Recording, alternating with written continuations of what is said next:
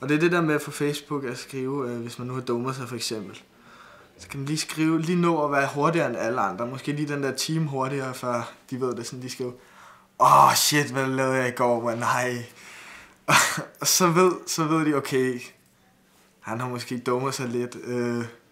Han kan godt selv se det til gengæld. Men det er bare lige det der med, at man kan lige redde den på det sidste. Sådan. Altså, der er mange, der gerne vil have billeder på Facebook, hvor man ser godt ud. Altså, de vil helst ikke have billeder, hvor man ikke ser godt ud. Fordi at så tænker folk, at man er pæn eller lækker, eller noget i den stil. Især piger, tror jeg, rigtig meget går op i det. Mange gør. Hele udseendet på deres væg, og hvordan det... Altså for at have et godt image ud til, så ligesom have alle de gode billeder liggende forrest, og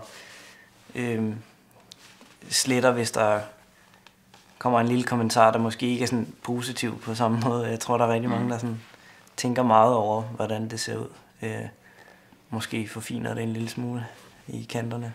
Der er også rigtig mange, der bare sådan, altså blotter hele sit følelsesliv ud på Facebook. Altså, hvor de sådan, så skriver de, jeg har lige opdaget min kæreste i at være utro. Og sådan, altså sådan eller rigtig... i hvert fald facaden også, det der med at skrive hver eneste dag, sådan, hvordan man har det, og hvordan man tror dagen blev, og at man har haft en lortedag på arbejdet. Det er måske heller ikke så fedt, hvis ens kollega også har Facebook, eller sådan, i skolen, jeg havde min chef, eller...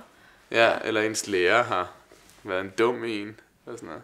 Altså det finder læreren lidt hurtigt. Jeg tror bare, sådan nogle problemer ikke altid skal ud på Facebook. Nej, der er heller ikke nogen grund til det, kan man sige. Fordi det kan jo godt være noget, man bare lige mener i det sekund, man skriver det, og så får man det ikke lige fjernet fra ens væg igen. Og så er det for evigt.